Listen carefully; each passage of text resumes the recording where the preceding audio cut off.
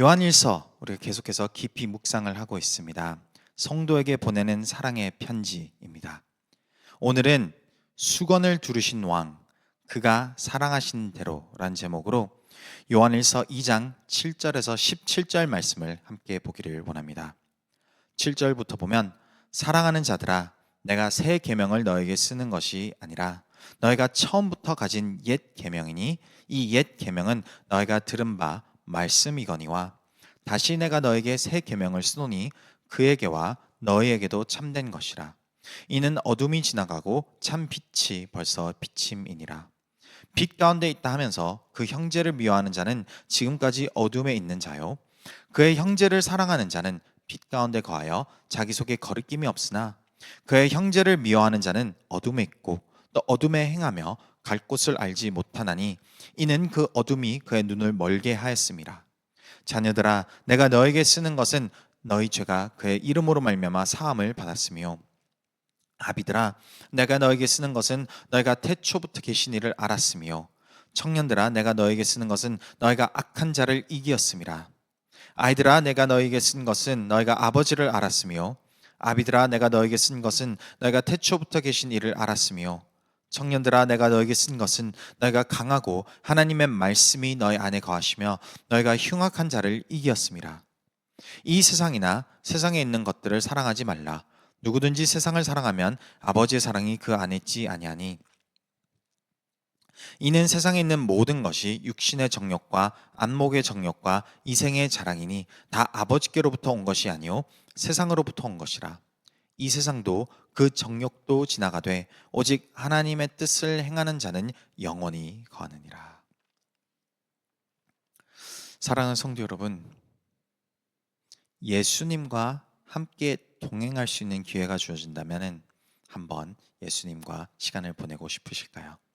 2000년 전 이 세상에 오신 예수님, 제자들과 3년 반 동안 동고동락하면서 먹고 마시고 자고 가르치고 보여주셨습니다.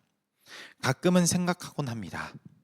예수님이 그 이 땅을 걸으셨던 그 모습과 그 삶을 함께 경험했다면, 요즘은 참 모든 것이 발달되면서 우리의 상상을 더해서 드라마로도 많이 나오고 있습니다. 혹시 더 초즌이라는 드라마를 보신 분들은 아시겠지만 이 세상 가운데 오신 예수님이 제자들과 동행했던 그 모습을 그려주는 드라마입니다. 그것을 보면서 참 많이 은혜를 받고 합니다. 진짜 따뜻하시며 때로는 엄격하시고 그 중심을 가지시고 진리를 전하시는 그 예수님의 모습, 그것을 3년 반 동안이나 함께 지켜보고 경험했던 제자들. 이 제자들은 무엇을 경험했습니까? 예수님께서 기적을 행하시고 이적을 행하시고 표적을 보여주신 그 놀라운 경험들을 했습니다. 아픈 자, 문둥병자, 안징뱅이들이 기적적으로 치유받는 그 모습을 눈앞에서 목격했습니다. 수많은 사람들이 5천 명 이상의 사람들이 배고파서 굶주라고 먹을 것이 없는 그 상황 가운데 5가지 떡과 작은 물고기를 통하여 예수님께서 5천 명 이상의 사람들을 먹이신 그 기적을 경험하였습니다. 또한 물 위를 걸으시고 폭풍을 잠잠케 하시는 능력의 예수님도 경험하였습니다. 이것을 3년 반 동안 경험한 사람으로서는 얼마나 그 신앙심이 깊었겠습니까? 얼마나 놀라웠겠습니까? 얼마나 자부심이 있었겠습니까? 내가 섬기고 따르는 예수님은 이러한 분이시다. 그것뿐만이 아닙니다. 예수님의 그 산상수훈이라고 표현하는 가르침, 그리고 또한 바리새인들을 직역하시면서 날카롭게 권면하시는 그 말씀, 더불어 하나님의 그 크고 놀라운 비밀들이 담겨있는 비유를 실시간으로 들었습니다. 3년 반 동안 예수를 알아가기를 소망하는 자들에게 꿈과 같은 그 순간과 그 시간을 제자들은 그렇게 보냈던 것이죠. 어느덧 예수님은 이제 하나님 아버지의 뜻을 이루어야 할 날이 다가왔습니다. 십자가를 짊어지시기 바로 전날 예수님은 제자들을 모으십니다. 그리고 제자들과 함께 식사를 하십니다. 이 식사를 하는 이 마지막 순간 예수님은 3년 반 동안에 있었던 그 모든 상황을 압축해서 제자들에게 알려주고 싶으셨습니다. 이제 마지막으로 그 마음과 그 기억에 새겨야 하는 순간이 다가왔던 것입니다. 그 수많은 기적, 이적, 표적들, 가르침들, 이 모든 것을 단 하나로 정리해서 어떻게 보여주셨는가? 요한복음 13장 1절부터 이렇게 기록을 합니다. 6월절 전에 예수께서 자기가 세상을 떠나 아버지께로 돌아가실 때가 이른 줄 아시고 세상에 있는 자기 사람들을 사랑하시되 끝까지 사랑하시니라. 2절에 보면 마귀가 벌써 시몬의 아들 가룟 유다의 마음에 예수를 팔려는 생각을 넣었더라. 저녁 먹는 중 예수는 아버지께서 모든 것을 자기 손에 맡기신 것과 또 자기가 하나님께로부터 오셨다가 하나님께로 돌아가실 것을 아시고 저녁 잡수시던 자리에서 일어나 겉옷을 벗고 수건을 가져다가 허리에 두르시고 이에 대야에 물을 떠서 제자들의 발을 씻으시고 그 두르신 수건으로 닦기를 시작하여 예수님이 보여주셨던 그 기적, 이적, 표적, 예수님이 가르쳐 주셨던 그 말씀, 모든 것을 함축하여 단 하나의 모습으로 보여주셔야 했다면 바로 이 섬김입니다. 수건을 두르시고 낮아지셔서 발을 닦으시는 그 사랑의 헌신, 예수님이 보여주고 싶으셨던 모든 섬김, 가르침, 사랑이 다 함축되어서 담겨져 있었던 것이지요. 제자들은 이해가 되지 않은 사랑의 섬김이었습니다. 그도 그럴 것이 예수님 시절에 발을 씻어주는 사람은 가장 낮은 종이 했던 행위였습니다. 그 당시 사람들은 샌들을 신고 다녔기 때문에 이제 초대받아서 누구의 집에 갔다면 그 발이 매우 더러웠습니다. 초대를 한 사람이 을에 그 사람들의 발을 씻겨 주었는데 그 초대한 사람이 아닌 그 초대한 사람의 가장 낮은 종이 발을 씻어주는 것입니다. 때가 끼었고 흙이 묻었고 가장 몸에서도 더러운 곳입니다. 어느 누구도 기꺼이 발을 씻고 싶어 하지 않습니다. 그런데 예수님은 어떻게 하십니까? 기꺼이 낮아지십니다. 왕의 왕이신 예수님은 기꺼이 가장 낮은 자리로 가셔서 가장 더럽고 수치스러운 우리를 닦아주신다는 것이죠. 그래서 베드로는 이렇게 반응합니다. 13장 6절에 보면 시몬 베드로에게 이르시니 베드로가 이르되 주여 주께서 내 발을 씻으시나이까? 예수께서 대답하여 이르시되 내가 하는 것을 지금 너는 알지 못하나 이후에는 알리라. 베드로가 이르되 내 발을 절대로 씻지 못하시리이다. 예수께서 대답하시되 내가 너를 씻어주지 아니하면 내가 나와 상관이 없느니라. 베드로의 반응은 지극히 정상적입니다. 그 당시 메스터, 주인을 따르던 그 제자들은 주인이 걸었던 그 길을 동일하게 따라 살았어야 합니다. 베드로는 어떠한 예수를 쫓고 있었나요? 어떠한 예수님을 따라 살고 있었나요? 능력, 기적, 표적을 행하시는 예수님, 굶주린 자들을 먹이시는 예수님, 바리새인들을 향하여 일침을 가할 수 있는 굳건하고 강한 예수님을 따르고 있었습니다. 그런데 예수님은 3년 반 동안에 알려주고 싶었던 그 진리는 바로 지금 이 순간이었던 거죠. 베드로의 마음은 이걸 받아들일 수가 없었습니다. 낮아지신다니요. 우리 위에서 군림하셔야 되는 분이 더 엎드리신다니요. 나의 가장 수치스럽고 더러운 이곳을 닦으신다니요. 주님, 그러시면 안 됩니다. 제가 용납할 수 없습니다. 우리는 예수님을 따를 때 기적의 하나님, 능력의 하나님, 나의 기도를 들어주신 하나님은 기꺼이 따를 수 있습니다. 그런데 낮아진 곳에서 섬기는 예수님을 따르기에는 나의 본능으로는 거부감이 느끼곤 한다, 이것이죠. 그런데 예수님께서 이 말씀을 합니다. 내가 너를 씻어주지 아니하면 내가 나와 상관이 없느니라. 너가 이 섬김을 이해하지 못하면, 내가 무엇 때문에 이 세상에 온 것을 깨닫지 아니하면 너는 구원으로 들어올 수 없느니라. 9절에 보니 베드로가 이렇게 표현을 합니다. 주여 내 발뿐 아니라 손과 머리도 씻어 주옵소서. 한술 더 뜹니다. 아, 그렇습니까? 만일 이 씻는 행위가 예수님을 따라가는 것이라면, 예수님과 함께 있을 수 있는 것이라면 제 전체를 씻어 주시옵소서. 그런데 베드로는 예수님의 마음을 깨닫지 못했습니다. 예수님이 이 발 씻는 행위를 보여주시는 것은 예수님이 이 땅에 오신 목적, 그 의도, 그 나타내심을 보여주기 위함이었던 것입니다. 하늘 보좌에 계셨던 예수님께서 기꺼이 그 보좌에 내려오셔서 이 땅에 가장 초라한 곳으로 오셨다는 것, 왕의 왕이신 예수님이 그 겉옷을 벗으시고 우리를 섬기시기 위해서 수건을 두르셨다는 것, 능력이신 하나님이 모든 것을 내려놓으시고 나의 죄를 위하여 닦아주시러 오셨다는 것, 그리고 더 나아가서 예수님을 사랑하지 않는, 심지어 예수님을 배신할 존재까지도 끝까지 사랑하신 것.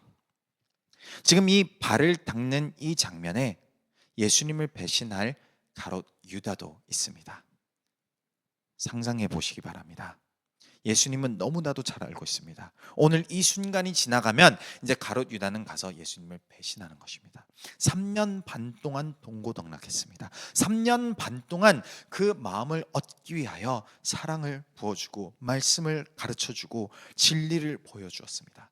그런데 3년 반이 끝난 시점에 가롯 유다는 예수님을 배신할 마음을 먹었던 것입니다.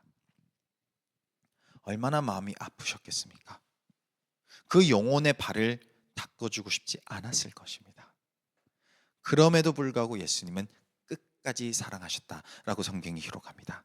그 뜻은 끝까지 행여 자신을 사랑하지 않을 영혼마저도 발을 닦아주시고 낮게 영혼을 섬겼다, 이것입니다. 우리는 지난 시간 예수님께 속한 자, 빛에 속한 자는 곧 예수님을 따라 사는 사람이라는 것을 보았습니다. 요한 1서 2장 6절에 보면 그의 안에 산다고 하는 자는 그가 행하시는 대로 자기도 행할지니라. 그 행하심은, 사도 요한은 어떤 행하심을 표현하고 있는 것일까요? 요한 1서를 읽다 보면은 요한복음의 여러 가지 내용들이 겹쳐 보이는 것을 우리가 알 수 있습니다. 그 중에서도 요한 1서 2장의 말씀은 요한복음 13장의 말씀과 매우 흡사합니다. 이것을 알 수 있는 구절은 요한 1서 2장 7절, 오늘 우리가 읽었던 그 본문 말씀입니다. 사랑하는 자들아, 내가 새 계명을 너에게 쓰는 것이 아니라 너희가 처음부터 가진 옛 계명이니 이 옛 계명은 너희가 들은 바 말씀이거니와 다시 내가 너에게 새 계명을 쓰노니 그에게와 너에게도 참된 것이라. 이는 어둠이 지나가고 참 빛이 벌써 비침이니라. 빛 가운데 있다 하면서 그 형제를 미워하는 자는 지금까지 어둠에 있는 자요, 그의 형제를 사랑하는 자는 빛 가운데 가여 자기 속에 거리낌이 없으나 그의 형제를 미워하는 자는 어둠에 있고 또 어둠에 행하며 갈 곳을 알지 못하나니 이는 그 어둠이 그의 눈을 멀게 하였습니다. 사도 요한은 예수님께서 가르치시고 말씀하셨던 그 마지막에 발을 씻겨주시고 그 저녁 말씀하셨던 그 가르침을 다시 기억하며 요한 1서에서 우리에게 알려주는 것입니다. 요한복음 13장 34절을 보면 예수님이 이렇게 말씀하십니다. 새 계명을 너에게 주노니 서로 사랑하라. 내가 너희를 사랑한 것 같이 너희도 서로 사랑하라. 너희가 서로 사랑하면 이로써 모든 사람이 너희가 내 제자인 줄 알리라. 내 안에 속한 사람인 줄 알리라. 그 빛 가운데 거한 사람인 줄 알리라. 어떻게? 서로 사랑하면. 그 사랑의 기준과 모습은 예수 그리스도께서 그 겉옷을 벗으시고 낮아짐으로 발을 닦아주신 그 헌신적인 사랑으로 사랑을 하는, 서로의 사랑이 있을 때에 예수님이 우리 안에 거하시고 그리고 우리 안에 그 거하시는 사랑으로 말미암아 예수 그리스도가 드러난다, 이것입니다. 우리는 이러한 사랑을 완벽히 해낼 수 있을까요? 온전히 이 사랑을 살아낼 수 있을까요? 우리 스스로는 불가능한 사랑입니다.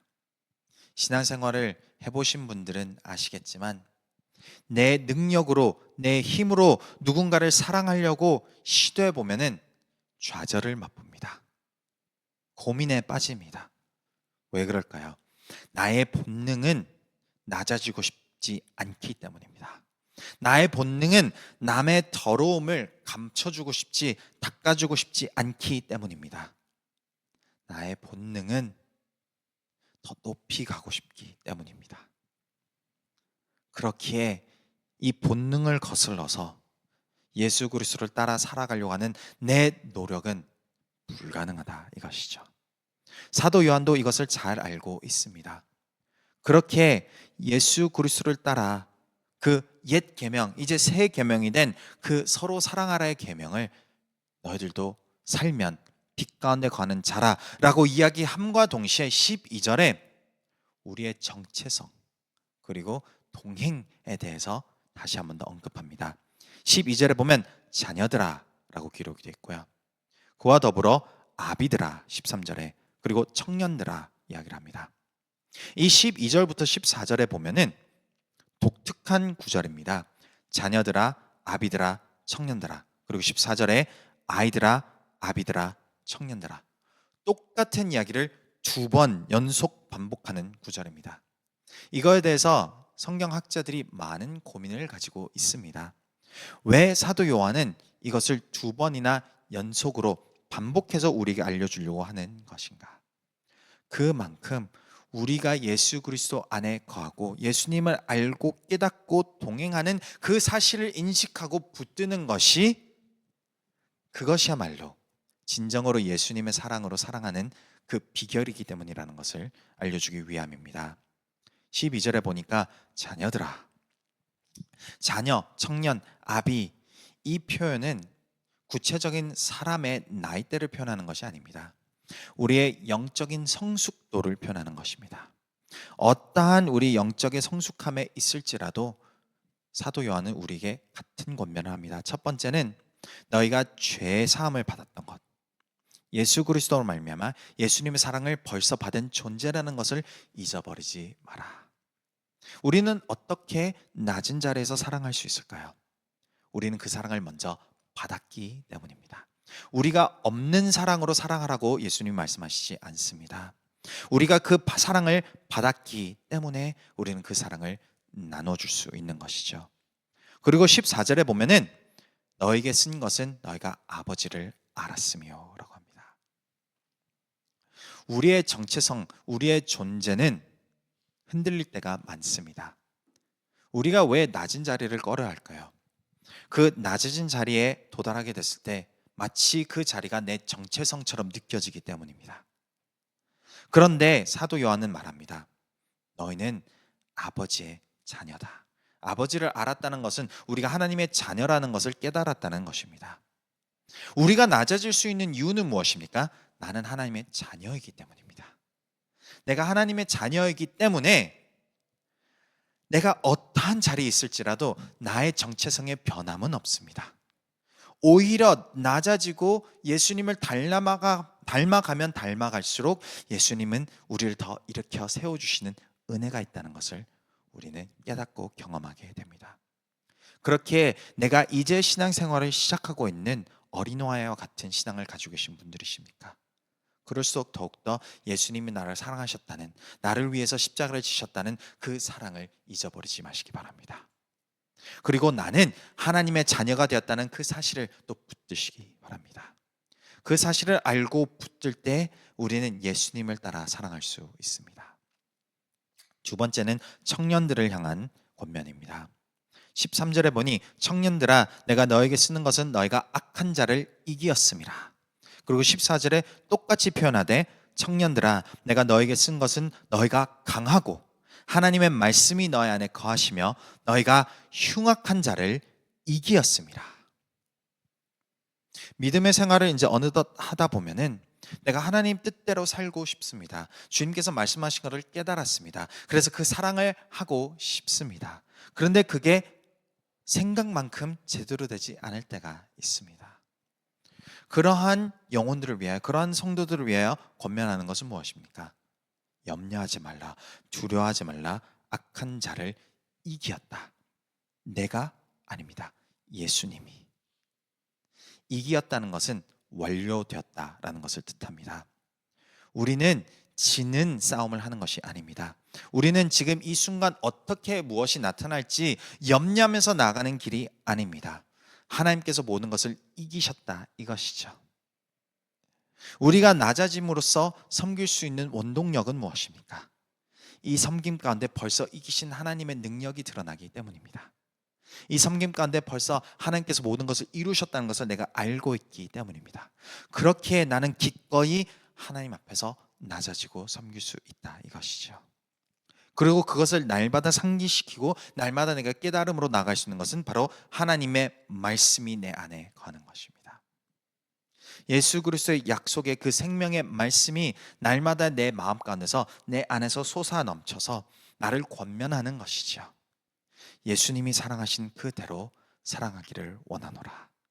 내 마음 가운데 울림 있는 성령님의 이끄심과 그 인도하심이 있을 때에 우리는 그 인도하심 속에서 순종하고 나아갈 때 예수님처럼 사랑할 수 있는 것입니다. 그리고 마지막으로는 아비들아라고 권면을 합니다. 아비들아, 내가 너에게 쓰는 것은 너희가 태초부터 계신 이를 알았음이요. 그리고 14절에 보면은 아비들아, 내가 너에게 쓴 것은 너희가 태초부터 계신 이를 알았음이요. 정확하게 토시 하나 틀리지 않고 반복해서 2번을 권면합니다.